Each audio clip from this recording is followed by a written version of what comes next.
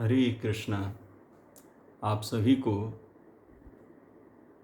स्वयं भगवान श्री कृष्ण के दिव्याति दिव्य जन्म त्यौहार यानी श्री कृष्ण जन्माष्टमी के इस शुभ अवसर पर हार्दिक शुभकामनाएं।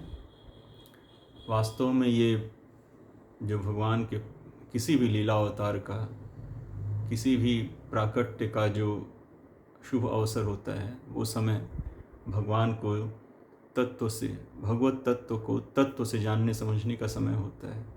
लेकिन हम अधिकतर क्या करते हैं, ऐसे अन्य समय में तो हम अपने आप को पारिवारिक सामाजिक कार्यों में व्यस्त रखते ही हैं, लेकिन इन शुभ अवसरों को भी, जो अति पतित पावन जो शुभ अवसर हैं, भगवत प्राकट्य के समय के शुभ अवसरों को, इनको भी हम उसी तरह के पारिवारिक सामाजिक कार्यक्रम में, मनोरंजन इत्यादि के कार्यक्रम में बिता देते हैं।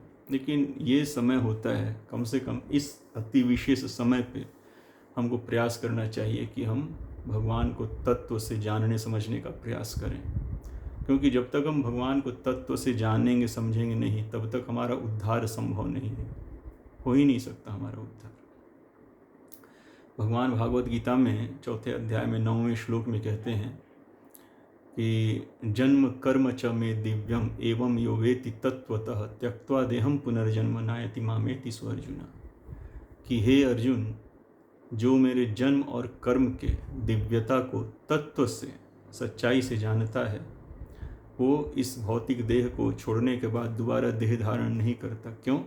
क्योंकि वो मेरे पास अपने स्वरूपगत स्थिति में लौट कर आता है, जो कि शाश्वत है, अविनाशी है और आनंदमय है, जन्म मृत्यु जरा व्याधि से रहित है जो। तो जब तक हम अपने अस्तित्व को जन्म मृत्यु जरा व्याधि से मुक्त नहीं करेंगे, तब तक हमारा उद्धार नहीं है। एक योनि से दूसरे योनि, एक देह से दूसरे देह में जाने का सिलसिला जारी रहेगा। और ये तभी संभव होगा, जैसा कि भगवान ने कहा, कि जब हम भगवत तत्व को यानी भगवान श्री कृष्ण को तत्व से जानें। अधिकांशतः क्या होता है कि भगवान को लोग तत्व से जानते नहीं हैं, भगवान की भगवत्ता को तत्व से नहीं जानते हैं। वो सोचते हैं इस तरह से कि भगवान श्री कृष्ण भी हमारी तरह एक आम मानव हैं और उन्होंने कुछ ऐसा कर्म किया जिसकी वजह से दुनिया समाज उनको भगवान के रूप में पूजना शुरू कर दिया।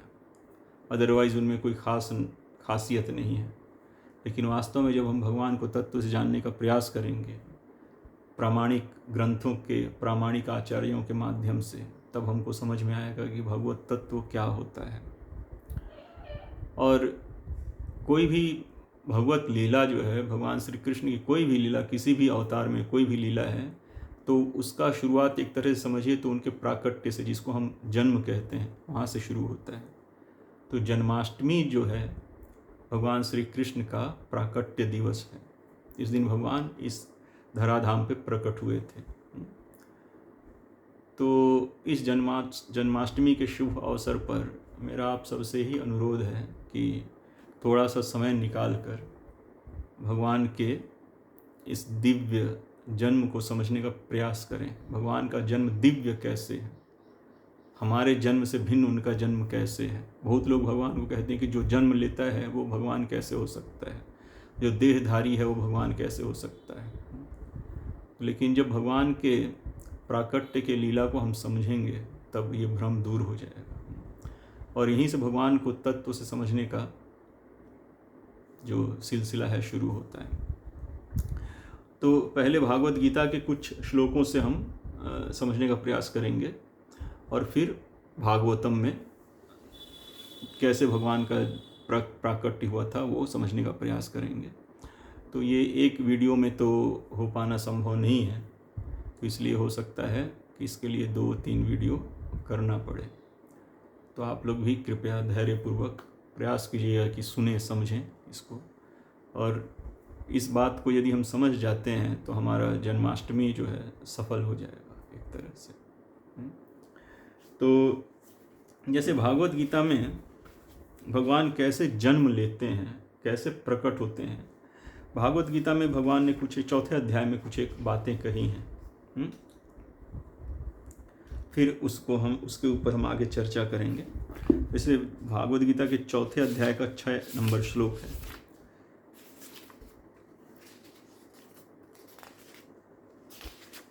ये है अजोपि भागवत गीता अध्याय 4 श्लोक संख्या 6 BG 4.6। तो भगवान कहते हैं अजोपि सन अव्यय आत्मा भूतानाम ईश्वरोपि सन प्रकृतिम स्वाम अधिष्ठाय संभवामि आत्म मायया। तो इसका अनुवाद क्या हुआ? हिंदी अनुवाद है, यद्यपि मैं अजन्मा तथा अविनाशी हूँ और यद्यपि मैं समस्त जीवों का स्वामी हूँ, तो भी प्रत्येक युग में मैं अपने आदि दिव्य रूप में प्रकट होता हूँ। तो ध्यान से सुनना चाहिए। जो लोग समझते हैं कि भगवान श्री कृष्ण भी हमारी तरह ही जन्म लिए हैं, उनको इस श्लोक पर ध्यान देना चाहिए, एक एक शब्द पे। अज, भगवान ने कहा कि अज, पहला ही शुरुआत ही किया भगवान ने अज। तो अ मतलब नहीं, ज मतलब जन्म, तो जिसका जन्म नहीं है, यानी जो अजन्मा है। तो भगवान ने शुरू में ही कह दिया कि मैं अजन्मा हूँ। तो अजोपि सन अव्यय आत्मा, अव्यय आत्मा, भगवान अपने आप को अव्यय आत्मा कह रहे हैं। अव्यय का मतलब जिसका कभी व्यय नहीं होता, जो अविनाशी है, जिसमें कोई ह्रास या कमी या वृद्धि या बढ़ोतरी नहीं होता। ह्रास मतलब कमी और वृद्धि मतलब बढ़ोतरी। तो जिसके स्वरूप में कोई कमी या कोई बढ़ोतरी कभी होता ही नहीं, जो अनादिकाल से अनंत काल तक एक जैसा है, उसी को अव्यय कहा जाता है। तो भगवान ने कहा है अव्यय आत्मा। तो प्रभुपाद जी ने लिखा है अव्यय मतलब अविनाशी और आत्मा मतलब शरीर।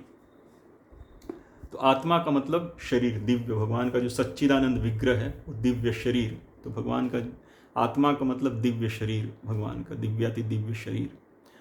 तो अब देखिए, अगर जो परम सत्ता को समझते हैं कि जो परम सत्ता है वो निराकार है, तो उसके लिए अव्यय शब्द का क्या मतलब होता है? जो निराकार है, निर्विशेष है, जो न दिखता है, न महसूस किया जा सकता है, न जिसका कोई रंग है, न रूप है, कुछ नहीं है, तो उसके लिए अव्यय अविनाशी शब्द का क्या मतलब हो सकता है? कुछ मतलब नहीं होता उसका। तो जिसका रंग रूप है, आकार है, साकार है, जो जिसका गुण रूप लीला इत्यादि होता है, उसी के अव्यय होने का मतलब होता है। तो भगवान जो अव्यय शब्द कह रहे हैं कि अजोपि सन अव्यय आत्मा, अव्यय आत्मा मतलब भगवान कह रहे हैं कि जो मेरा आत्मा मतलब जो ये श्री विग्रह जो शरीर है, अर्जुन के समक्ष भगवान जैसे खड़े हैं, अपने उस शरीर को भगवान कह रहे हैं कि अव्यय है, मतलब अविनाशी है, अनादिकाल से अनंत काल तक एक जैसा रहता है, बिना किसी ह्रास के और बिना किसी वृद्धि के। उससे अनंत कोटि ब्रह्मांड का सृजन होता है भगवान के उसी दिव्य शरीर से। लेकिन भगवान में कोई कमी नहीं होता, भगवान जस के तस रहते हैं। और फिर प्रलय के समय वो अनंत कोटि सृष्टि, अनंत कोटि ब्रह्मांड भगवान में वापस समा जाता है, फिर भी भगवान में कोई बढ़ोतरी नहीं होता। भगवान श्री कृष्ण ज्यों के त्यों ही रहते हैं। तो इस बात को समझना चाहिए कि भगवान कह रहे हैं, अपने आप को कह रहे हैं अज, मैं अजन्मा हूँ, मैं अव्यय अविनाशी दिव्य शरीर जो मेरा है, मैं समस्त भूतों समस्त जीवों का ईश्वर हूँ, परमेश्वर हूँ। प्रकृतिम, प्रकृति मतलब अपने सच्चिदानंद विग्रह, स्वाम अधिष्ठाय। तो स्वाम भगवान यहाँ पे कह रहे हैं स्वयं की प्रकृति को, स्वयं की प्रकृति में स्थित होकर। तो भगवान का स्वयं का प्रकृति है, तो भगवान का क्या बिना स्वयं का भी कोई प्रकृति है क्या? तो भगवान ने कहा है 7वें अध्याय में कि भूमि रापो नलो वायु खम मनोबुद्धि एवच अहंकार इत्यादि में भिन्ना प्रकृति रिष्ट था। तो ये जो पंच महाभूत है, पृथ्वी जल अग्नि वायु आकाश इत्यादि, जिससे हमारा ये शरीर, हाड़ मांस का जो शरीर बनता है, जड़ शरीर, जिसमें हम जीवात्मा की मौजूदगी की वजह से वो चेतन महसूस होता है, चेतन दिखता है। जीवात्मा इसमें से निकल जाए, इस देह को छोड़ दे, भौतिक देह को, तो ये देह बस जड़ है, इसमें कोई चेतना नहीं है, कुछ संवेदना नहीं है, संवेदना नहीं है। इसको लोग चिता पे जला देते हैं, उसको जमीन में दफना देते हैं, फिर भी कुछ हरकत नहीं होता इसके अंदर।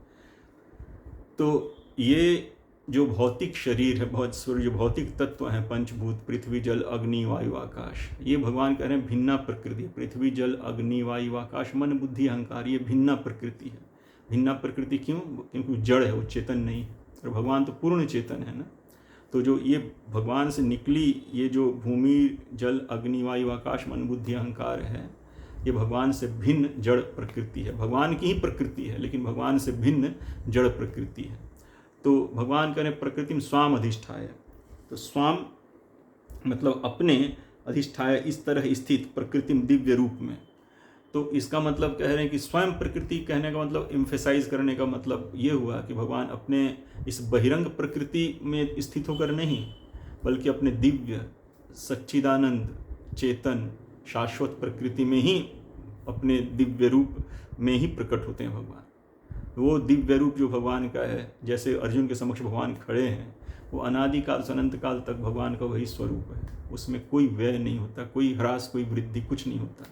पूरा सृष्टि उसी से निकलता है। विश्व रूप में जैसा भगवान श्री कृष्ण ने दिखा दिया, अपने एक अंश से अनंत कोटि सृष्टि दिखाकर, भूत वर्तमान भविष्य सब दिखाकर, तो भगवान के वही दिव्य शरीर से पूरी सृष्टि निकलती भी है और प्रलय के समय पूरी सृष्टि उसी में सिमट भी जाती है। फिर भी भगवान में पूरी सृष्टि निकाल कर या पूरा सृष्टि करके भगवान में कोई ह्रास नहीं होता, और पूरी सृष्टि अपने में वापस समेट कर भगवान में कोई कमी नहीं होता, कोई वृद्धि नहीं होता।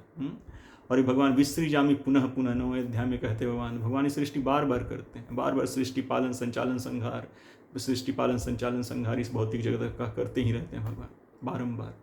तो ये भगवान का दिव्य जो शरीर है वो अव्यय है, अजन्मा है, और भगवान उसी दिव्य स्वरूप को प्रकट करते हैं अपनी अंतरंगा शक्ति के तहत। तो भगवान ने कहा, चौथे अध्याय का 6वां श्लोक जो है, अजोपि सन् नव्यात्मा भूतानाम ईश्वरोपि सन् प्राकृतिम स्वाम अधिष्ठाय संभवामि आत्म मायया। मतलब यद्यपि मैं अजन्मा तथा अविनाशी हूँ और यद्यपि मैं समस्त जीवों का स्वामी हूँ, तो भी प्रत्येक युग में मैं अपने अति दिव्य रूप में प्रकट होता हूँ। प्रत्येक युग में मैं अपने अति दिव्य रूप में प्रकट होता भगवान ने क्योंकि अपने आप को अजन्मा बताया, अव्यय बताया, तो इसलिए प्रकट होता हूँ, यही कहना उचित है उनके लिए। जैसे सूर्य प्रतिदिन प्रकट होता है, पूर्व दिशा से सूर्य जन्म नहीं लेता बल्कि प्रकट होता है सूर्य, जिस तरह से प्रतिदिन, वैसे ही भगवान हर युग में प्रकट होते हैं अपने दिव्य स्वरूप में। तो फिर होता है कि बात उठता है कि आप क्यों आते हैं, क्यों प्रकट होते हैं, आपको क्या जरूरत है प्रकट होने की? मतलब आप आ रहे हैं तो कुछ कारण तो होगा ना। ऐसे भगवान का पूरा सृष्टि भगवान का है, जहाँ जाएं, जहाँ मर्जी जाएं, जैसे जाएं, उनको कोई रोक नहीं सकता है। लेकिन भगवान फिर भी अपने इस भौतिक जगत में आने का, अपने दिव्य धाम से जहाँ पे शाश्वत सनातन रूप से रहते हैं भगवान, और वहाँ प्रकट रूप से रहते हैं भगवान अपने दिव्य धाम में। भगवान यहाँ भी रहते हैं, भौतिक जगत में भी रहते हैं, हर जगह व्याप्त है, लेकिन भगवान अप्रकट रहते हैं। तो क्यों आप आते हैं? आपके आने का कोई कारण तो होगा।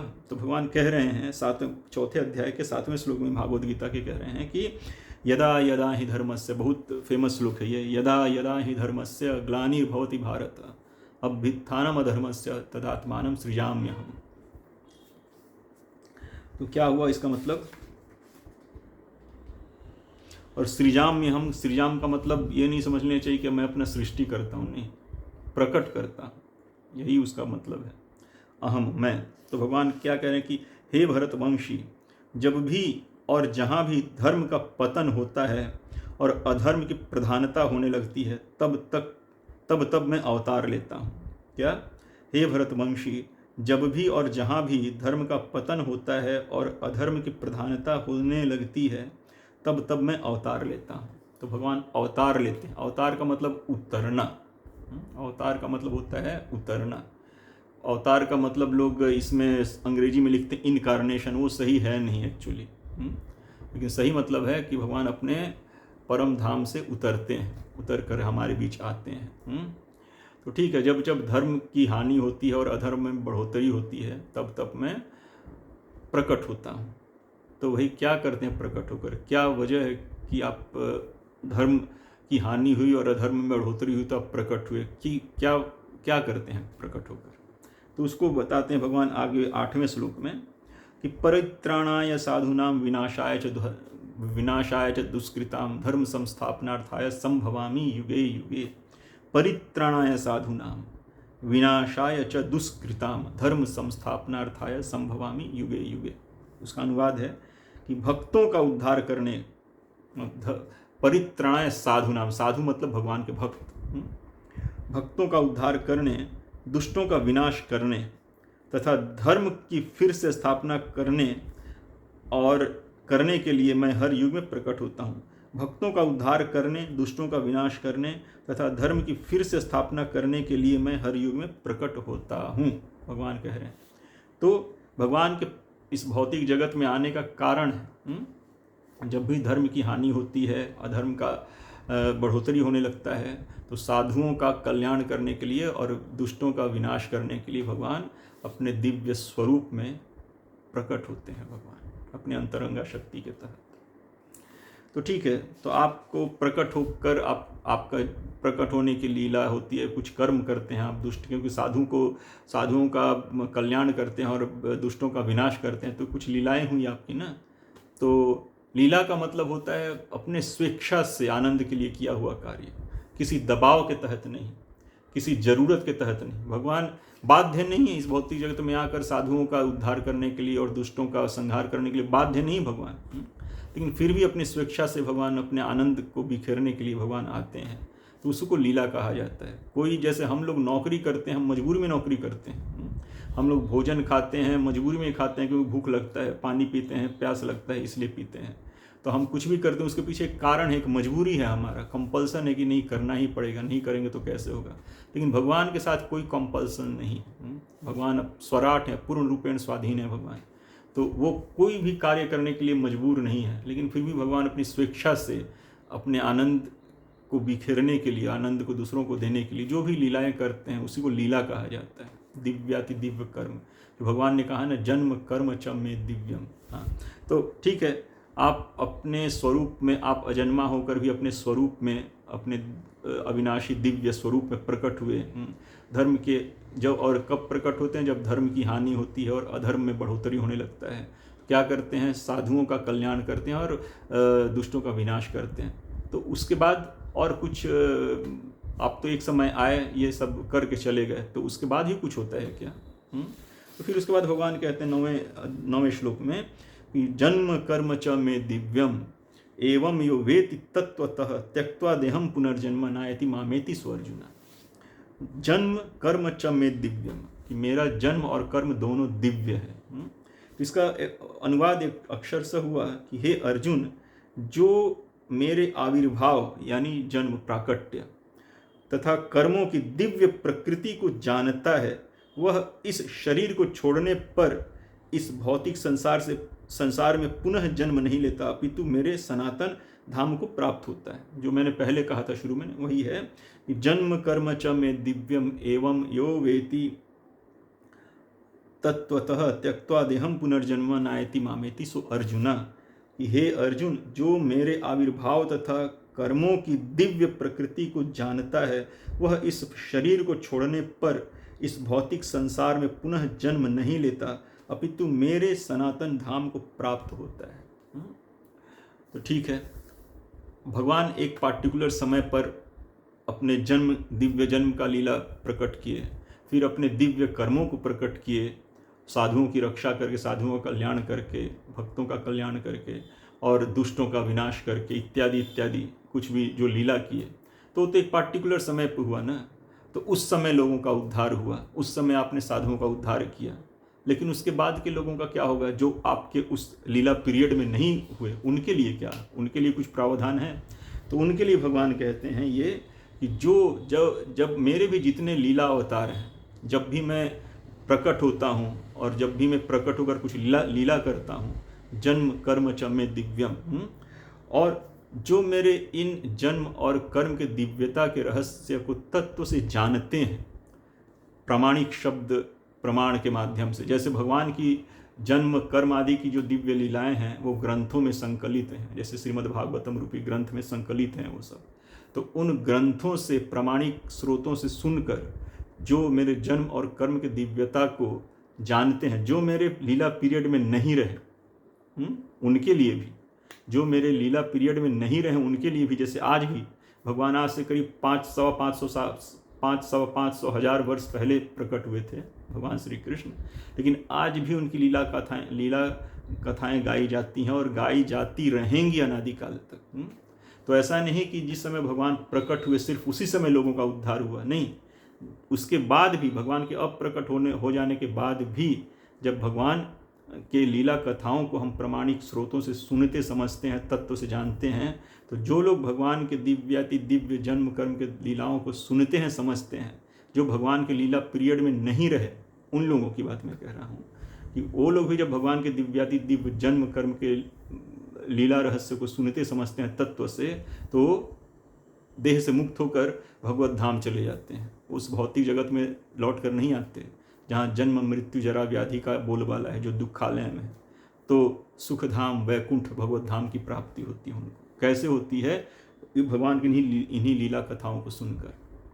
तो क्या कहा भगवान ने कि जन्म कर्म च, तो भगवान के जन्म और कर्म की जो लीलाएं हैं, दिव्यादि दिव्य लीलाएं हैं, ये सिर्फ भगवान के प्राकट्य के समय, लीला पीरियड के समय ही लोगों का उद्धार नहीं करती, बल्कि आने वाले अनादिकाल तक लोगों का उद्धार करती रहेंगी। और भगवान की लीलाएं अजर अमर हैं, एज इट इज़ हमेशा रहती हैं। तो जिसने लीला को देखा और जिसने लीला पीरियड के बाद उन लीलाओं को तत्व से सुना समझा, वो दोनों का एक ही रिजल्ट होता है, भगवत धाम की प्राप्ति। तो ऐसा नहीं कि भगवान एक टाइम पे आए, उसी पीरियड पे लोगों का कल्याण की, उसके बाद कल्याण नहीं हो रहा है, नहीं, उसके बाद भी कल्याण हो रहा है। कैसे हो रहा है? उन दिव्याति दिव्य लीला कथाओं को सुनकर समझकर तत्व से। तो एक बार और पढ़ते हैं। जन्म कर्म च में दिव्यम एवं यो वेति तत्वतः त्यक्त्वा देहम पुनर्जन्मन नायति मामेति स्वर्जुन, कि हे अर्जुन, जो मेरे आविर्भाव तथा कर्मों की दिव्य प्रकृति को जानता है, वह इस शरीर को छोड़ने पर इस भौतिक संसार में पुनः जन्म नहीं लेता, अपितु मेरे सनातन धाम को प्राप्त होता है। ये सुनिए, ठीक है। तो ये कैसे होता है? इसका कोई प्रमाण है? कोई आप ऐसे ही बोल रहे हैं कि इसका कुछ मतलब प्रमाण भी है? तो भगवान 10वें श्लोक में कह रहे हैं 4थे अध्याय के कि वित्तराग भय क्रोधा मनमया मामुपाश्रितः बहवो ज्ञान तपसा पूता मदभाव मागता। 4थे अध्याय का 10वां श्लोक कि वित्तराग भय क्रोधा मनमया मामुपाश्रितः बहवो ज्ञान तपसा पूता मदभाव मागता।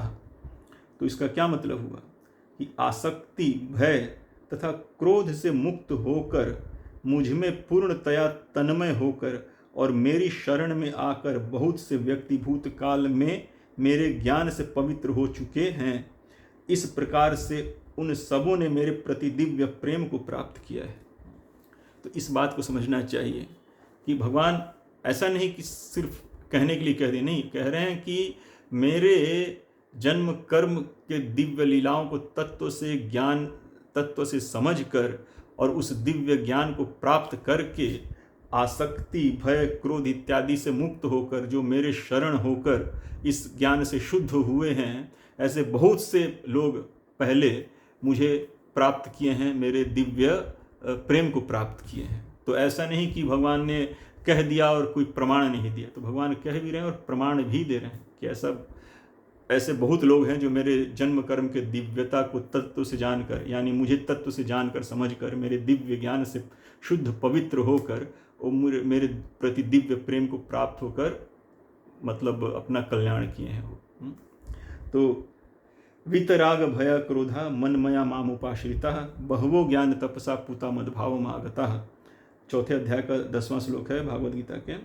आसक्ति, भय तथा क्रोध से मुक्त होकर, मुझ में पूर्णतया तन्मय होकर और मेरी शरण में आकर बहुत से व्यक्ति भूतकाल में मेरे ज्ञान से पवित्र हो चुके हैं।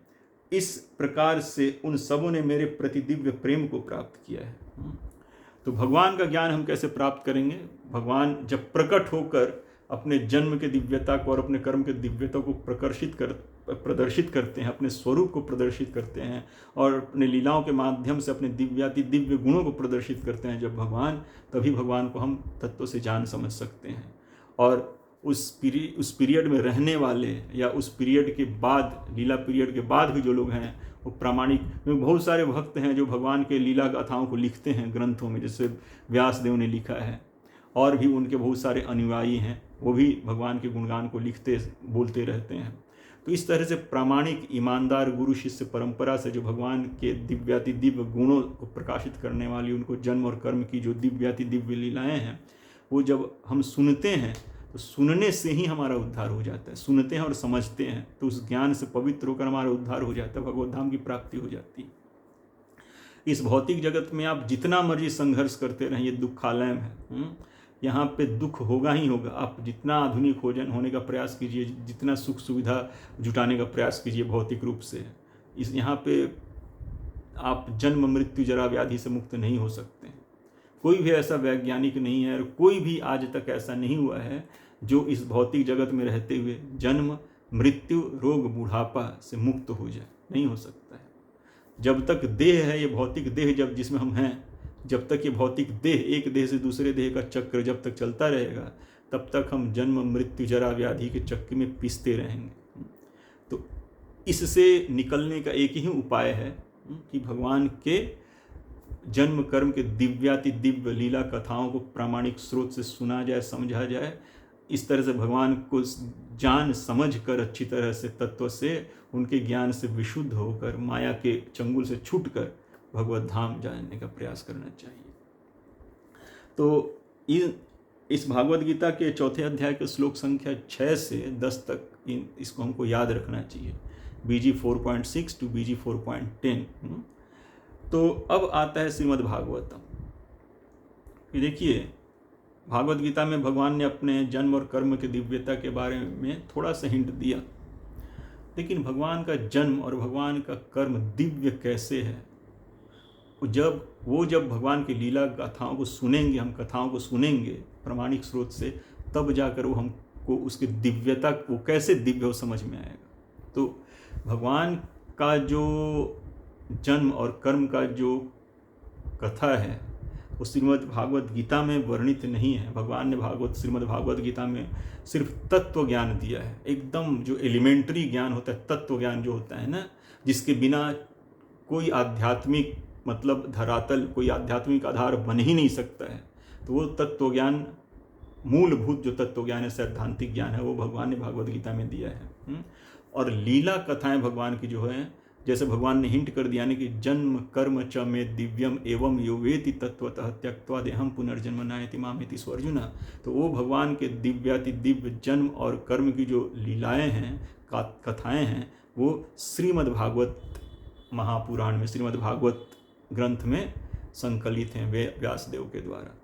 तो इस अवसर पर श्रीमद् भागवतम ग्रंथ के ऊपर भी थोड़ा सा हम चर्चा करेंगे कि श्रीमद् भागवतम ग्रंथ क्या है, और फिर उसमें से भगवान की लीला कथाओं को थोड़ा थोड़ा पार्ट करके पढ़ेंगे, और जहाँ जहाँ ज़रूरत हुआ वहाँ टीका टिप्पणी करेंगे, ताकि हमको थोड़ा क्लैरिटी हो जाए, समझ में आ जाए। तो भगवान ने जैसे कहा कि जन्म कर्म च में दिव्यम एवं यो वेति तत्वतः त्यक्त्वा देहम पुनर्जन्म नायति मामेति स्वर्जुना। तो लेकिन फिर वो भगवान के दिव्याति दिव्य जन्म और कर्म, जिसको तत्व से जान समझकर हमारा उद्धार हो जाएगा, पूर्ण उद्धार हो जाएगा, परम कल्याण हो जाएगा, तो आखिर वो कथाएं मिलेंगी हमें कहाँ? तो वो कथाएं हैं श्रीमद् भागवतम में। तो श्रीमद् भागवत को कहा जाता है अमल पुराण। पुराणेषु तु सर्वेषु पुराणेषु सर्वेषु श्रीमद् भागवतम परम यत्र प्रतिपदम कृष्णम गीयते बहुदर्शिभिः। ये श्रीमद् भागवतम के ग्लोरिफिकेशन में पद्म पुराण में ये बात कही गई है। पुराणेषु तु सर्वेषु श्रीमद् भागवतम परम यत्र प्रतिपदम कृष्णम गीयते बहुदर्शिभिः। तो श्रीमद् भागवतम पुराण जो है परम पुराण है, सर्वोच्च शब्द प्रमाण है। जैसे देखिए, शब्द प्रमाण कहा जाता है ना, जैसे देखिए कुछ घटनाएं जो होती हैं हमारे आँख के सामने प्रत्यक्ष होती हैं, तो हम उनको अपनी आँख से देखते हैं, जानते हैं, समझते हैं। लेकिन बहुत सारी घटनाएं हैं जो हमारे आँख के सामने नहीं होती। बहुत सारी घटनाएं हैं जो हमारे जन्म से पहले घटित हुई हैं। बहुत सारी घटनाएं हैं जब मेरे होश में, जैसे जन्म के बाद भी तो हम सब कुछ नहीं जानते हैं ना, माँ के गर्भ में रहते हैं तब भी नहीं जानते हैं, जन्म होने के समय भी हम बहुत कुछ नहीं जानते हैं। हमको जानने, सुनने, समझने का शक्ति कुछ साल बाद आता है। तो उसके पहले भी बहुत सारी घटनाएं हुई हैं, और बहुत सारी घटनाएं हमारे आँख से ओझल होती है, हमारे आँख के सामने नहीं हो रही। जैसे मैं अभी यहाँ बैठा हूँ, तो मेरे घर के बाहर या इंडिया के बाहर या इधर उधर बहुत सारी घटनाएं हो रही हैं, अभी चल रही हैं, तो सब मैं नहीं जानता। तो जो घटनाएं जो मेरे आँख के समक्ष नहीं हुई हैं, उन घटनाओं को भी लोग जानते हैं। कैसे जानते हैं? दूसरों से सुनकर, टीवी न्यूज़ से सुनकर, टीवी चैनल से सुनकर, या दूसरों से सुनकर, या इतिहास के किताब में पढ़कर। तो ये सब जो है शब्द प्रमाण है, यानी हम किसी के वाणी से शब्द को सुनकर किसी बात को जान रहे हैं, या किसी पुस्तक में लिखे हुए शब्दों को पढ़कर हम जान रहे हैं। तो लिखित या कथित शब्द को सुनकर हम उन बातों को जानते हैं जो हमारी आंखों के समक्ष नहीं हुई हैं, या जो हमारे होने से पहले हुई हैं। तो इनको शब्द प्रमाण कहा जाता है। जैसे स्वतंत्रता संग्राम, हमारा जन्म स्वतंत्रता के काफ़ी बाद हुआ है। इंडिया 1947 में इंडिपेंडेंट हुआ था, स्वतंत्र हुआ था अंग्रेज़ों से। तो स्वतंत्रता संग्राम हुआ, गांधी जी हुए थे, नेताजी सुभाष चंद्र बोस हुए थे, शहीद भगत सिंह हुए, मंगल पांडे हुए, झांसी की रानी हुई, सुखदेव भगत सिंह हुए। तो इन सब कैरेक्टर्स को, इन सब वीरों के बारे में हम कैसे जानते हैं? इतिहास के माध्यम से जानते हैं ना, हमने तो देखा नहीं है। तो शब्द प्रमाण, या स्कूल में जैसे पढ़ाया जाता है, अपने शिक्षक के श्रीमुख से सुनकर हम जानते हैं, तो वो भी शब्द, उनका वाणी भी शब्द है। और लिखित हो बुक में या कथित हो श्रीमुख से किसी के, तो वो शब्द प्रमाण के रूप में ही हम जानते हैं। तो इसी तरह से मैन मेड इतिहास में क्या होता है ना, कि मैन मेड इतिहास में कई बार त्रुटियां रहती हैं। कई लोग पक्षपात करके इतिहास को लिखते हैं, ईमानदारी से नहीं लिखते हैं। उनका एक होता है कि इस बात को बताएंगे, इस बात को नहीं बताएंगे, इस बात को तोड़ मड़ोड़ के बताएंगे। तो इस तरह से कई बार जो मानव द्वारा लिखित जो इतिहास है, वो हमारे पास ईमानदारी से नहीं पहुंचता, या बताने वाला हमको बताने वाला ईमानदार नहीं होता। वो घटनाओं को अपने चश्मे से हमको बताता है। लेकिन जो भगवत कथा है, जो भगवान के बारे में जो ग्रंथ लिखे हुए हैं, वो प्रामाणिक और ईमानदार गुरु शिष्य परंपरा से हम तक पहुंचते हैं। जैसा शिष्य ने अपने गुरु से सुना, समझा, ठीक वैसा ही वो अपने शिष्य को बताता है। उसमें बिना किसी मेल मिलावट के, बिना किसी तोड़ मड़ोड़ के, एज इट इज, जो सिद्धांत, जो तत्व ज्ञान किसी शिष्य ने अपने ईमानदार और प्रामाणिक गुरु से प्राप्त किया, उसको यथा रूप वो अपने शिष्य को प्रदान करता है। तो इस तरह से जो भगवान की लीला कथाएं हैं, जो हमारे आने से बहुत पहले हुई हैं, जो तत्व ज्ञान जो भगवान ने ब्रह्मा जी को शुरू में दिया सृष्टि के प्रारंभ में, वो, और उसके बाद से जो भगवान की लीला कथाएं हुई हैं, भगवान हमेशा किसी युग में भगवान अवतरित होकर लीला कथा करते हैं, तो भगवान की वो लीला कथाएं वो सब गुरु शिष्य परंपरा से होकर प्रामाणिक रूप से हम तक पहुंचती है, बिना किसी डिस्टॉर्शन के। इसलिए प्रामाणिक गुरु शिष्य परंपरा से ही, ईमानदार गुरु शिष्य परंपरा से ही जो भगवत भक्त हों, जिनका आचरण बिल्कुल शुद्ध हो, जिनका चित्त मन बिल्कुल शुद्ध हो, और अपने उस शुद्ध चित्त मन और आचरण में भगवान को धारण करते हैं, वो भगवत ज्ञान को धारण करते हैं, और उसको उसी तरह से यथारूप अपने आगे की पीढ़ी को वो पास करते हैं। तो ऐसे परंपरा में रहकर हम भगवान के बारे में तत्व से जान सकते हैं। वैसे एक प्रामाणिक परंपरा है हमारे श्रील प्रभुपाद जी। हम लोग ब्रह्म माधव गौड़िया वैष्णव संप्रदाय से हैं। तो श्रील प्रभुपाद जी ने जो भी अपने प्रामाणिक गुरु शिष्य परंपरा से प्राप्त किया, अपने आचार्यों से प्राप्त किया, उसे यथारूप उन्होंने अपने शिष्यों को प्रदान किया, और फिर हम तक आ रहा है। और हमारे भी यही जिम्मेदारी बनता है कि हम उसे यथारूप आगे बढ़ाएं, बिना किसी मेल मिलावट के, बिना किसी तोड़ मरोड़ के। तो इस तरह से ये भगवत ज्ञान, शुद्ध ज्ञान जो है, गुरु शिष्य परंपरा से मिलता रहा है और मिलता रहेगा। तो इसे शब्द प्रमाण कहते हैं। तो उन शब्द प्रमाणों में जो सर्वोच्च है वो श्रीमद् भागवतम है। पुराणेषु तु सर्वेषु श्रीमद् भागवतम परम, यत्र प्रतिपदम कृष्णम गीयते बहुदर्शी भी। समस्त पुराणों में, समस्त ग्रंथों में श्रीमद् भागवतम जो है परम है। क्यों? क्योंकि इस ग्रंथ में बहुत से तत्वदर्शियों ने श्री कृष्ण का ही गुणगान किया है। यत्र प्रतिपदम, उसके एक एक भागवत के एक एक पद में किसी का नहीं बल्कि श्री कृष्ण का ही गुणगान हुआ है। किसी एक व्यक्ति द्वारा नहीं, किसी एक तत्वदर्शी द्वारा नहीं, बल्कि बहुदर्शी भी, अनेक बहुदर्शियों के द्वारा, तत्वदर्शियों के द्वारा भगवान श्री कृष्ण का ही गुणगान हुआ है भागवत के प्रतिपद में। तो जो भगवान श्री कृष्ण परम सत्य हैं, सर्वोपरि सर्वोच्च सत्य हैं, तो उनके सिवा कुछ किसी और चीज़ का चर्चा है ही नहीं श्रीमद् भागवतम में। तो इसलिए श्रीमद् भागवतम जो है परम ग्रंथ है, सर्वोच्च शब्द प्रमाण है।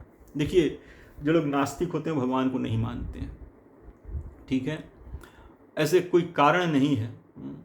जैसे हमने पिछले वीडियोज़ में कई बार चर्चा किया है कि कोई रचना स्वयं ही अपने आप रचयिता का प्रमाण है, कोई पालन अपने आप ही अपने पालक का प्रमाण है, कोई संचालन, कोई नियंत्रण नियमन अपने आप ही अपने नियंता संचालक का प्रमाण है। कोई कुछ भी दुनिया में अपने आप नहीं होता। कोई एक मोबाइल भी अपने आप नहीं बन जाता, कोई भी एक छोटा से छोटा पेंसिल भी अपने आप नहीं बन जाता, उसको कोई बनाता है तब बनता है जाकर। हवाई जहाज आकाश में अपने आप नहीं उड़ता है, उसको नियंत्रित किया जाता है।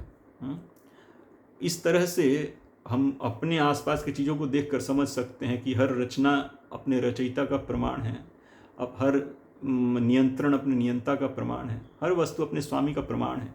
वैसे ही ये सृष्टि, ये अकल्पनीय सृष्टि अपने आप और इसका रचना और इसका पालन, संचालन, नियंत्रण, नियमन अपने आप ही इसके स्वामी, नियंता, पालनकर्ता और सृष्टा का अपने आप प्रमाण है, और उन्हीं को भगवान कहा जाता है।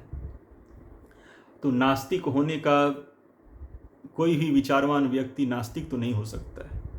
ठीक है, वो कारण कौन है वहाँ तक पहुँचने में हो सकता है सभी समर्थ ना हो, लेकिन कारण नहीं है इस सृष्टि के पीछे, ये कोई विचारक, तत्व विचारक या कोई भी ईमानदार विचारक इस बात को तो मेरे हिसाब से नहीं स्वीकार करेगा। अगर कोई भगवत तत्व के प्रति बहुत ईर्ष्यालु है, वो भगवान से उसके हृदय में कोई खास द्वेष है, कोई भी कारण है, जो भी है जिसके कारण वो भगवत तत्व को, भगवत सत्ता को नकारता है, तो उसका अपना व्यक्तिगत कारण हो सकता है। अदरवाइज भगवान को नकारने का, एक सर्वशक्तिमान के होने से इनकार तो कोई भी विचारक नहीं करता है। एक किसी वैज्ञानिक का ही मैंने एक कोट पढ़ा था, वो कह रहे थे कि जो वैज्ञानिक कम जानते हैं वो भगवान की सत्ता को अस्वीकारते हैं, लेकिन जो वैज्ञानिक ज़्यादा जानते हैं, गहराई से जानते हैं, वो भगवान की सत्ता को मानते हैं, उसको अस्वीकार नहीं करते। ये बहुत अच्छा स्टेटमेंट था। तो अब क्या होता है कि भगवान जो है ना, वो अनंत, असीम, अशेष, दिव्याति दिव्य विशेषताओं से संपन्न है। भगवान उनके स्वरूप में ही वो दिव्याति दिव्य, अनंत, अशेष विशेषताएं हैं जो किसी में नहीं है। तो भगवान को अपने इन इंद्रियों से समझना, जानना संभव है नहीं एक्चुअली। बड़े से बड़े व्यक्तित्व, ब्रह्मा शिव तक भी भगवान को नहीं जानते हैं। भगवान को जानता वही है जिसको भगवान जन्मा दे। भगवान ने जैसे कहा है न, तेषाम सतत युक्ता नाम भजताम प्रीतिपूर्वकम ददामि बुद्धि योगम तम येन माम उपयान्ति ते भक्त्या माम अभिजानति यावानश्चास्मि तत्वतः। भागवत गीता में भगवान ने कहा है कि जो सतत रूप से मेरा भजन भक्ति करते रहते हैं प्रीतिपूर्वक, मैं उन्हें बुद्धि योग देता हूँ और मैं उनके हृदय में स्थित, मैं उन्हें अपने आप को जन्मा देता हूँ। तो जान ही सेव जेहु देहु जनाहि। भगवान को जानता वही है, भगवान जिसके भजन भक्ति से संतुष्ट होकर उसको जन्मा दें अपने आप को। दूसरे में सामर्थ्य नहीं है कि भगवान को जान जाए। तो इसलिए अब आज के युग में तो अधिकतर लोग भोगी हैं, इंद्रिय भोग, अहंकार भोग में लगे रहते हैं। भगवान को जानना उनके जीवन का मकसद नहीं है। जिसका दिया खाते हैं, पीते हैं, सांस लेते हैं, जिसकी वजह से हमारा अस्तित्व है, जिसने मुझे यह अस्तित्व दिया है, सब विषय भोग दे रहा है, देह दिया है, उसी के प्रति हम बिल्कुल लापरवाह रहते हैं। ये मतलब आज का संस्कृति इतना कृतघ्न अनग्रेटफुल संस्कृति हो गया है, तो क्या कर सकते हैं इसके लिए। तो लेकिन मानव जीवन का जो मकसद है वो भगवान को जानना है। मानव जीवन का आहार निद्रा भय मैथुन तो हम लोग कई जन्म में किया। अभी कल प्रभुपाद जी का एक वाणी सुन रहे थे, तो वो बता रहे थे कि नारद मुनि ने कहा है कि ये जो मनुष्य देह है वो आहार निद्रा भय मैथुन के लिए नहीं है। ये मनुष्य देह जो है आहार निद्रा भय मैथुन से तो हम हर जन्म में करते आ रहे हैं, लेकिन ये जो देह है भगवान को जानने के लिए है। इस देह का जो खासियत है वो भगवान को जानने के लिए, मनुष्य देह का, ये मनुष्य देह का बहुत बड़ा विशेषता है जो और किसी योनि में उपलब्ध नहीं है।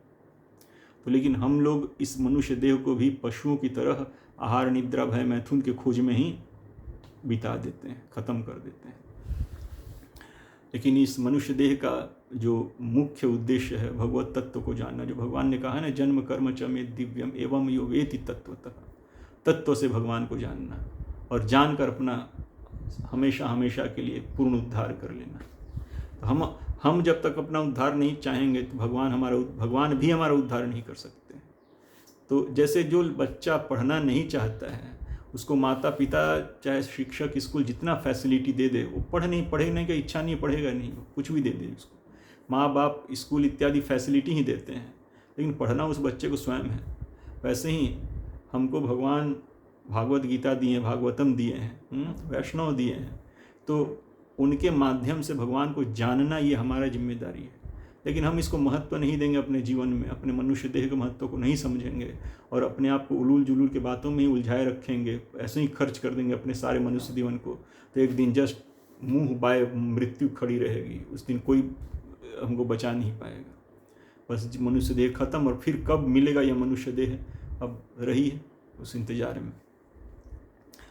तो ये जो देह है ये मनुष्य देह भगवत तत्व को जानने के लिए है।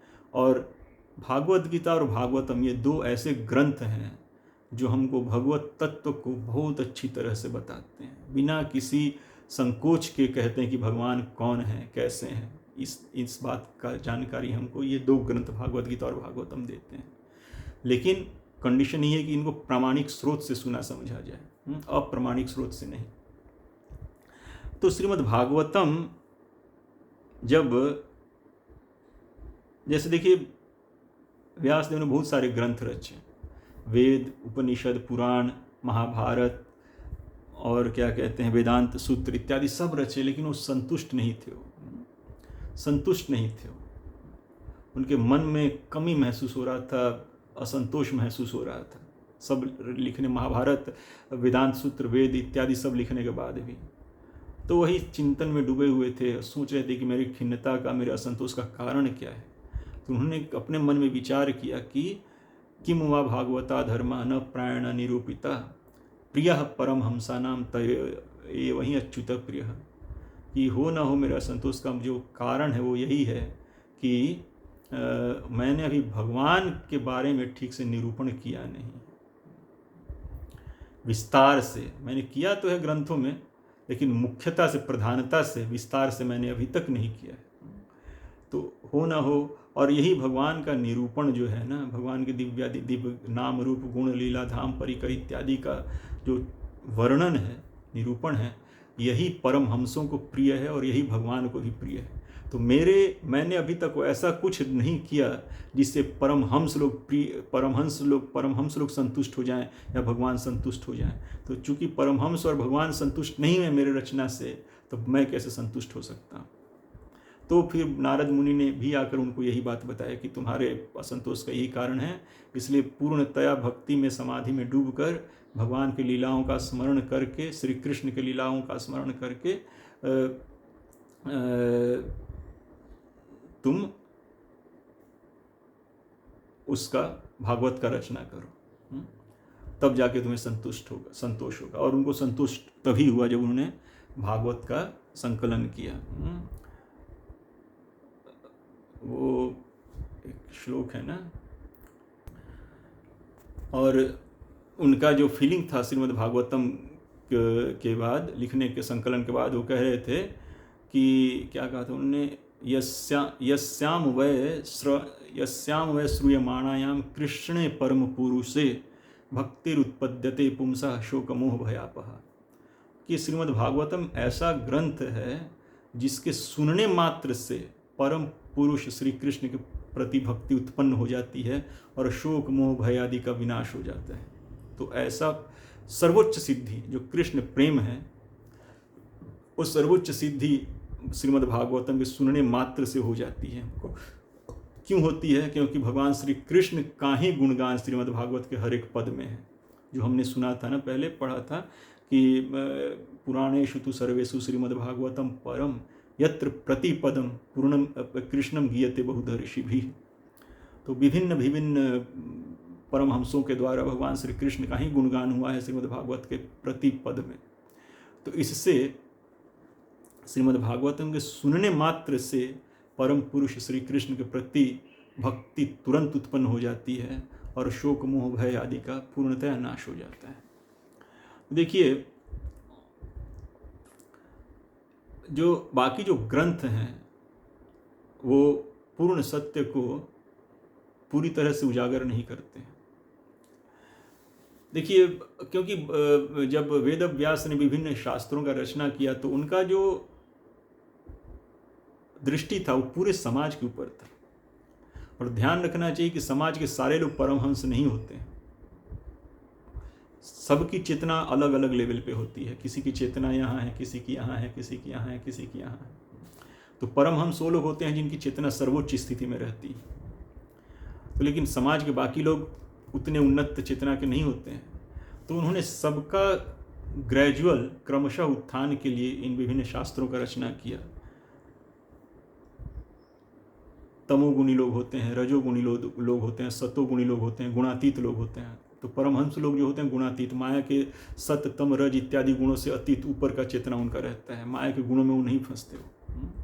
भगवान ने भागवत गीता में कहा भी है 7वें अध्याय के आई थिंक 13वें श्लोक में कि क्या कहा है, त्रिभिर गुणमयर भावेर एभि सर्वमितम जगत मोहितम ना विजानाति मामेभ्यः परम अव्ययम। कि मैं परम श्री कृष्ण परम पुरुष हूँ, अव्यय विनाशी पुरुष हूँ, भगवान हूँ, स्वयं भगवान हूँ, लेकिन मुझे लोग नहीं जानते। क्यों? क्योंकि माया के त्रिभिर गुणमय, माया के तीनों गुणों से उनका चेतना मोहित रहता है। तो जिनका चेतना माया के गुणों से मोहित है वो भगवान श्री कृष्ण को नहीं समझ पाते। जो भगवान श्री कृष्ण गुणातीत हैं, माया के तीनों गुणों के से अतीत हैं, तीनों गुणों के स्वामी हैं, उनको माइक चेतना से ग्रसित जो लोग हैं वो नहीं समझ पाते गुणातीत भगवान श्री कृष्ण को। ब्रह्म वैवर्त पुराण में लिखा हुआ है, वंदे कृष्णम गुणातीतम परम ब्रह्म अच्युत यतः आविर्बभुः प्रकृति ब्रह्मा विष्णु शिवादयः। कि मैं गुणातीत और गुणों के स्वामी भगवान श्री कृष्ण की वंदना करता हूँ, जो पर ब्रह्म हैं, अच्युत हैं, और जिनसे प्रकृति ब्रह्मा विष्णु शिव आदि का आविर्भाव हुआ है। तो उन भगवान श्री कृष्ण की मैं वंदना करता हूँ। ये ब्रह्म वैवर्त पुराण में लिखा हुआ है शायद। हाँ, तो इस तरह गुणातीत भगवान को जानना संभव नहीं है, क्योंकि हमारी चेतना गुणों में, माया के तम रज सत्य इत्यादि गुणों में हमारी चेतना फंसी हुई है। तमोगुण मतलब अज्ञान, आलस्य, निद्रा इत्यादि। जो जीवंत जो चीज़ है, जीवन में जो जीवन के पूर्णता में आलस्य, निद्रा ये सब नहीं है। देखते हैं जो लोग बहुत एक्टिव होता है, जो लोग होता है अर्ली मॉर्निंग उठ जाता है, वो लोग सोने में उनको आनंद नहीं आता। सोना उनके लिए उतना ज़्यादा सुख नहीं है। एक नींद का सीमा है, उतना पूरा हो गया बस हो गया। वो सुख के लिए नहीं सोते हैं, बल्कि शरीर के स्वस्थ रखने के लिए सोते हैं वो। लेकिन कुछ लोग होते हैं जो सोने को ही, नींद को ही सुख मान लेते हैं और उसी सुख को भोगने का प्रयास करते हैं। कुछ लोग आलस्य को ही सुख मान लेता है। तो ये तमोगुणी चेतना है एक्चुअली। निद्रा, आलस्य इत्यादि में जो लोग रहते हैं वो तमोगुणी चेतना के लोग होते हैं। उन्हें जीवन में ज़्यादा कुछ करने का उत्साह नहीं रहता है। सिर्फ आहार निद्रा भय मैथुन के वेग को ही, पशु जैसे आहार निद्रा भय मैथुन के वेग को अटेंड करते हैं, वैसे वो तमोगुणी लोग आहार निद्रा भय मैथुन इत्यादि के वेग को अटेंड करते हैं, उनके वेग के द्वारा नियंत्रित रहते हैं। अदरवाइज उनके लिए आलस्य निद्रा ही सुख है उनके लिए। और उसके ऊपर रजोगुणी जो लोग होते हैं, महत्वाकांक्षी लोग होते हैं। रज महत्वाकांक्षा, तो सब कुछ जो वो चाहते हैं कि सब कुछ मेरे अधीन हो, मैं ही सबका स्वामी हूँ, मैं ही सबका नियंता हूँ, सब मेरे कंट्रोल में रहें, सब मेरा बात माने, सब मेरे अधीन रहें। इस तरह से उनका महत्वाकांक्षा रहता है रजोगुणी लोगों का। तो ये आप समझ सकते हैं कि इस तरह तमोगुणी मतलब अज्ञानी चेतना के लोग और रजोगुणी जुनूनी चेतना के लोग, वो भगवान के बारे में तो परम सत्य के बारे में सोच नहीं सकते हैं वो लोग। तो इस तरह के सब चेतनाओं के ऊपर दृष्टि रखते हुए भगवान वेदव्यास, जो भगवान के अवतार हैं स्वयं, तो उन्होंने विभिन्न शास्त्रों की रचना की कि ताकि तमोगुणी रजोगुणी लोगों को चेतना को भी उठाया जाए, उनके जीवन में सदाचार लाकर, उनके तपस्या लाकर उनके जीवन में उनके चेतना को ऊपर उठाया जाए। क्योंकि जब तक चेतना ऊपर उठेगा नहीं तब तक भगवान को नहीं समझेंगे वो। तो जैसे मान लीजिए किसी को कोई मतलब क्या कहते हैं पूर्वाग्रह है, मतलब प्री कॉन्सिप्ड नोशन कहिए चाहे पूर्वाग्रह कहिए, कि वो किसी एक चीज़ के प्रति ब्यास्ड रहता है। नहीं मैं तो सोचता हूँ यही है, यही सच है, यही ठीक है, इसके अलावा बाकी सब झूठा है, बेकार है। जैसे आप तो ऐसे लोगों का पर ध्यान रखते हुए वेदव्यास ने जैसे तमोगुणी लोगों के चेतना को तमोगुणी देवता के अधीन जोड़कर उनको रख दिया, ताकि अब वो तमोगुणी देवता जो हैं, तमोगुण के जो इंचार्ज जो देवता हैं, वो उनको ऊपर उठाएं। रजोगुणी चेतना के लोगों को रजोगुण के देवता से जोड़ा ताकि वो रजोगुणी लोगों को पकड़कर फिर उनके चेतना को और ऊपर उठाएं। सतोगुणी चेतना को सतोगुणी देवताओं से जोड़ा, इस तरह से। तो जैसे देखिए कई बार हम सामान खरीदने जाते हैं किसी स्टोर में, तो हमारे मन में कुछ पूर्वाग्रह है या हम किसी एक पार्टिकुलर ब्रांड के प्रति ब्यास्ड हैं, तो दुकानदार से कहेंगे कुछ दिखाओ, तो वो अपने पसंद का कुछ दिखाता है। लेकिन हम अगर कहें तो, और उसका खूब तारीफ़ करता है, अपने पसंद का कोई दिखाकर उसका बहुत तारीफ़ करता है। लेकिन हम कहते हैं कि नहीं मुझे तो इस ब्रांड का चाहिए, ये चीज़ चाहिए, मुझे इस ब्रांड का चाहिए। तो क्या करता है, हमारे पूर्वाग्रह के हिसाब से वो उसी ब्रांड के उसी वस्तु को दिखाता है, फिर उसका भी वो तारीफ़ करना शुरू कर देता है।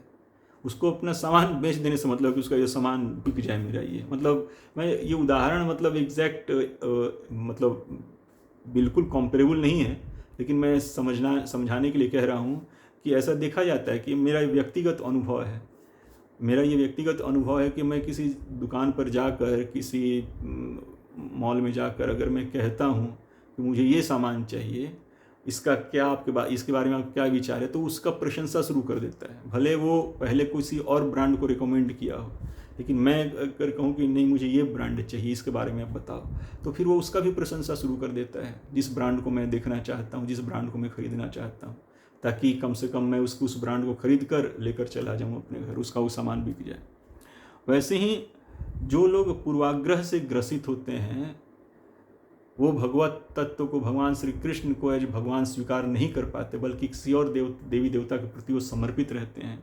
तो शास्त्र भी उनको उस देवी देवता से जोड़ने के लिए एक ग्रंथ प्रस्तुत करता है, ताकि वो उस देवता के स्थिति को समझकर, मतलब एग्जाजरेट करके समझाता है, एग्जाजरेट करके माने अतिशयोक्ति करके, ताकि वो उससे जुड़े। नहीं तो अगर उस देवता का निंदा कर देगा तो वो उससे भी नहीं जुड़ पाएगा फिर तब। तो क्योंकि जो जिसको पूजता है उसको सर्वोच्च मानकर पूजता है। कोई भी किसी देवी देवता को पूजता है तो वो जानता है कि समझता है कि यही सर्वोच्च है, इससे बड़ा कोई नहीं है, तो ये समझकर वो पूजता है। तो व्यासदेव ने ऐसे लोगों पर ध्यान रखते हुए विभिन्न शास्त्रों की रचना की। लेकिन जो लोग किसी भी तरह के पूर्वाग्रह से ग्रसित नहीं हैं, जो लोग ये नहीं सोचते कि मैं ये सोचता हूँ कि यही सर्वोच्च सत्य है, बल्कि जो सर्वोच्च सत्य है उसी को वो सर्वोच्च सत्य के रूप में स्वीकार करना चाहते हैं, तो ऐसे लोगों के लिए परमहंस संहिता, जिसको श्रीमद् भागवतम कहते हैं, वैसे लोगों के लिए परमहंस संहिता है, जो वास्तव में जो सत्य है उसी सत्य को उसी को परम सत्य के रूप में प्रतिपादित करता है। किसी चीज़ को बढ़ा चढ़ा के नहीं कहता हो, जो वास्तव में परम सत्य है उसी को परम सत्य के रूप में प्रकाशित करता है, वो है श्रीमद् भागवतम।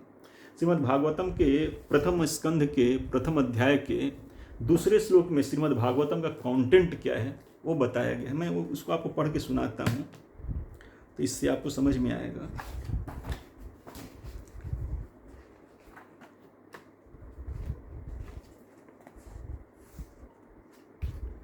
ये जैसे देखिए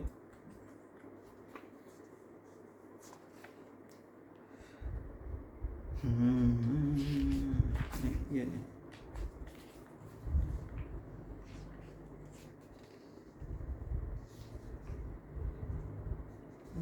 प्रथम स्कंद,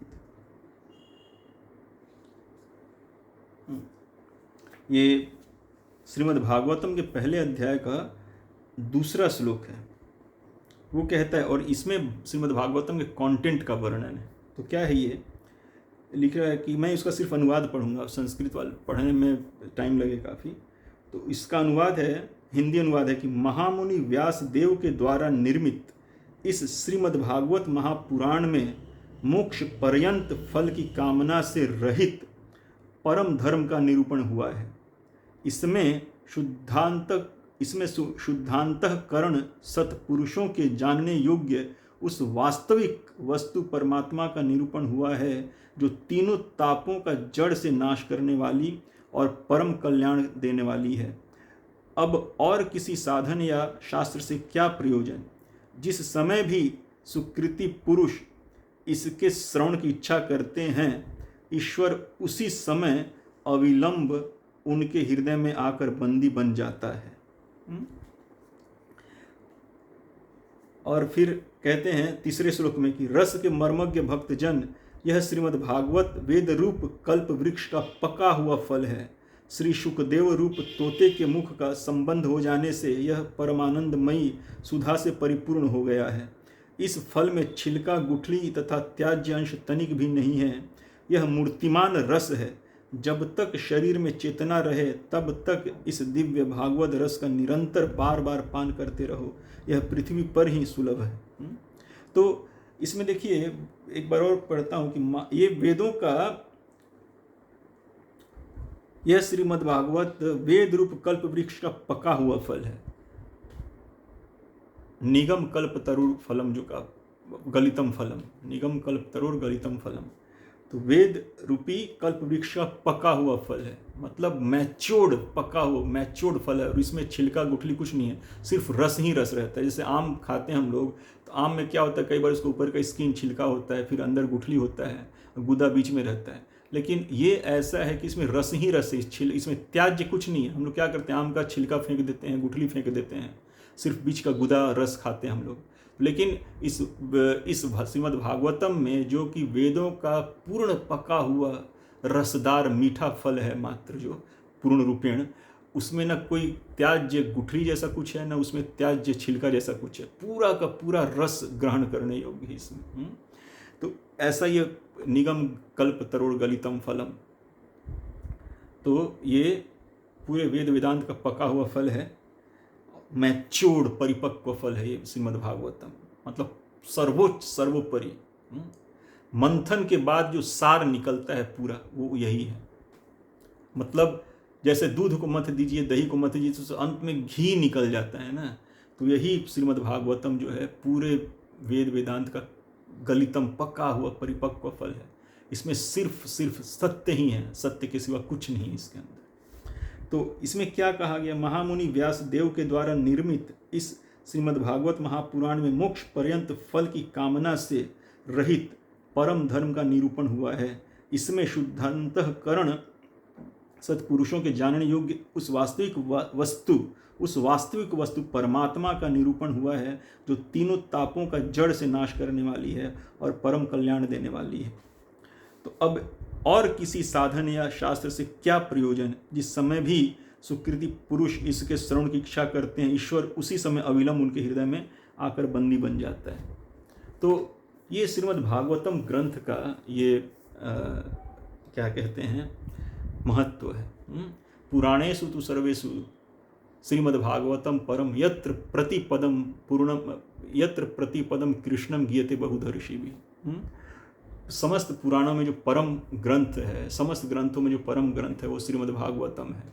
इसके प्रतिपद में जो है आचार्यों द्वारा, तत्वदर्शियों द्वारा परिपक्व चेतना में भगवान श्री कृष्ण जो परम तत्व हैं, परम सत्य, उन्हीं का गुणगान हुआ है और किसी का नहीं। और इसमें लिखा कैतव धर्म नहीं है इसमें कोई भी। ऐसा नहीं कि किसी चीज़ को बढ़ा चढ़ा के कुछ बोला गया हो, या हाँ हाँ ऐसा करोगे तो ऐसा हो जाएगा, उसको किसी को इनकरेज करने के लिए, ऐसा नहीं है। इसमें सकाम कर्म वाला तो कोई बात ही नहीं है। जैसे भगवान ने भागवत गीता में कहा है कि फ्लावरी वर्ड्स ऑफ वेदास, जो कर्म कांड है सकाम कर्म, ये करोगे तो ऐसा हो जाएगा, ये करोगे तो ऐसा हो जाएगा, इनकरेज करने के लिए लोगों को कहा गया है ताकि वो वैदिक रास्ते को फॉलो करें। तो और मोक्ष भी, कितने लोग होते हैं कि इस स्वर्ग का सुख भोगना चाहते हैं, और कितने लोग होते हैं कि इस भौतिक जगत में जन्म मृत्यु जरा व्याधि से त्रस्त हो गए हैं और इस बंधन से, भवबंधन से मुक्त होकर सुख भोगना चाहते हैं। तो इस भवबंधन से मुक्त होना उनके लिए सुख है। तो उस सुख का, तो किसी भी तरह के सुख का कामना नहीं रखते हैं जो इस किसी भी तरह के भौतिक सुख का कामना नहीं, या तो स्वर्ग के सुख का कामना, या इस भवसागर से, इस भवबंधन से मुक्ति रूपी, मोक्ष रूपी सुख का कामना जो भोगने का इच्छा रखते हैं। तो ऐसा कोई भी सकाम कामना वाले लोगों के लिए ग्रंथ नहीं है। इसमें जो परम तत्व, एकदम विशुद्ध परम सत्य जो है, उसी का निरूपण किया गया है, और जो है श्री कृष्ण, परमात्मा, परमेश्वर श्री कृष्ण। ईश्वरः परमः कृष्णः सच्चिदानंद विग्रह अनादिरादिर गोविंद सर्व कारण कारणम। उसी भगवान श्री कृष्ण का प्रतिपदम श्रीमद् भागवतम में गुणगान हुआ है। तो इसी श्रीमद् भागवतम में हम लोग जो दसम स्कंध का जो 3 चैप्टर है, उसी का अनुवाद पढ़ने का प्रयास करेंगे हम लोग। जैसे देखिए, दसम स्कंध में पहला चैप्टर है भगवान के द्वारा पृथ्वी को आश्वासन, वसुदेव देवकी का विवाह, और कंस के द्वारा देवकी के 6 पुत्रों की हत्या। ये दसम स्कंध का पहला चैप्टर है। फिर दूसरा है भगवान का गर्भ प्रवेश और देवताओं द्वारा गर्भ स्तुति। और तीसरा श्लोक है, तीसरा चैप्टर भगवान श्री कृष्ण का प्राकट्य। तो ये 3 चैप्टर इस जन्माष्टमी के उपलक्ष्य पर हम लोग पढ़ेंगे भागवत से। और ज़्यादा चर्चा करने का शायद मौका नहीं मिलेगा, नहीं तो वीडियो क्योंकि बहुत बड़ा होता जाएगा। तो जहाँ जहाँ टीका टिप्पणी करने के लायक रहेगा वहाँ टीका टिप्पणी करूँगा और पढ़कर सुनाऊँगा, ताकि भगवान ने जो कहा है कि जन्म कर्म च मे दिव्यम एवं यो वेति तत्वतः त्यक्त्वा देहम पुनर्जन्म नायति मामेति सो अर्जुना, कि मेरे जन्म और कर्म के दिव्यता को जो तत्व से जानता है, वो ये इस देह को छोड़ने के बाद दोबारा इस भौतिक जगत में दुखालय में नहीं पड़ता। क्यों? क्योंकि मेरे धाम, परम धाम, नित्य शाश्वत धाम, सुख धाम वैकुंठ में वापस आता है वो। तो और उसके दुखों का समूल सदा के लिए नाश हो जाता है, वो परम सुखी हो जाता है शाश्वत रूप से। तो इसके लिए जरूरी क्या है कि भगवान के जन्म और कर्म की दिव्यता को हम तत्व से समझें। तो चूँकि जन्माष्टमी है, तो भगवान का जन्म प्राकट्य कैसे दिव्य है उसके ऊपर हम लोग फोकस करेंगे। अभी नेक्स्ट 2 या 3 वीडियोज़ में देखते हैं, जितने में हो जाए। तो आप लोग कृपया सुनिएगा उसको, और आज की चर्चा को भी ध्यान में रखिएगा। और जो श्रीमद् भागवत गीता के कुछ श्लोकों को हमने जो पढ़ा उसको मैं दोबारा पढ़ दे रहा हूँ ताकि आपके याददाश्त में रहे। वो है 4थे अध्याय का 6, 7, 8, 9, 10 श्लोक। तो 4थे अध्याय का जो 6 नंबर श्लोक है, भगवान कह रहे हैं 4थे अध्याय का, भागवत गीता 4थे अध्याय का 6 नंबर श्लोक, कि अजोपि सन् नव्यात्मा भूतानाम ईश्वरोपि सन् प्रकृतिम स्वामधिष्ठाय संभवामि आत्ममायया। तो उसका अनुवाद है कि यद्यपि मैं अजन्मा तथा अविनाशी हूँ और यद्यपि मैं समस्त जीवों का स्वामी हूँ, तो भी प्रत्येक युग में मैं अपने आदि दिव्य रूप में प्रकट होता हूँ। फिर कहते हैं यदा यदा ही धर्मस्य ग्लानिर्भवति भारत अभ्युत्थानम अधर्मस्य तदात्मानं सृजाम्यहम्, कि हे भरतवंशी, जब भी और जहाँ भी धर्म का पतन होता है और अधर्म की प्रधानता होने लगती है, तब तब मैं अवतार लेता हूँ। फिर कहते हैं परित्राणाय साधूनाम विनाशाय च दुष्कृताम धर्म संस्थापनार्थाय संभवामि युगे युगे। भक्तों का उद्धार करने, दुष्टों का विनाश करने तथा धर्म की फिर से स्थापना करने के लिए मैं हर युग में प्रकट होता हूँ। फिर कहते हैं 9वें श्लोक में कि जन्म कर्म च मे दिव्यम एवं यो वेति तत्वतः त्यक्त्वा देहम पुनर्जन्म नयति मामेति सो अर्जुना, कि हे अर्जुन, जो मेरे आविर्भाव तथा कर्मों की दिव्य प्रकृति को जानता है वह इस शरीर को छोड़ने पर इस भौतिक संसार में पुनः जन्म नहीं लेता, अपितु मेरे सनातन धाम को प्राप्त होता है। और फिर 10वें श्लोक में भगवान कहते हैं, वितराग भया क्रोधा मनमया माम उपाश्रिता बहवो ज्ञान तपसा पूता मदभावम आगतः, कि आसक्ति भय तथा क्रोध से मुक्त होकर मुझ में पूर्णतया तन्मय होकर और मेरी शरण में आकर बहुत से व्यक्ति भूत काल में मेरे ज्ञान से पवित्र हो चुके हैं। इस प्रकार से उन सबों ने मेरे प्रति दिव्य प्रेम को प्राप्त किया है। दिव्य प्रेम को प्राप्त किया मतलब दिव्य धाम को भी प्राप्त कर लिया भगवान के। तो इसका मैंने संक्षिप्त व्याख्या पहले किया है, इसलिए मैं दोबारा नहीं करूँगा उसको, लेकिन इन श्लोकों का स्मरण रखते हुए फिर कल दोबारा वीडियो बनाऊंगा। उसमें भागवत के 10वें स्कंद के प्रथम, द्वितीय और तीसरे अध्यायों में से देखते हैं कितना पढ़ सकते हैं, उतना पढ़कर सुनाऊंगा आप लोगों को। तब तक के लिए हरे कृष्णा, शुभ जन्माष्टमी। भगवान श्री कृष्ण के स्मरण में, नाम में रहिए आप लोग। हरे कृष्णा, दंडवत प्रणाम और श्रील प्रभुपाद की जय हो। हरे कृष्णा।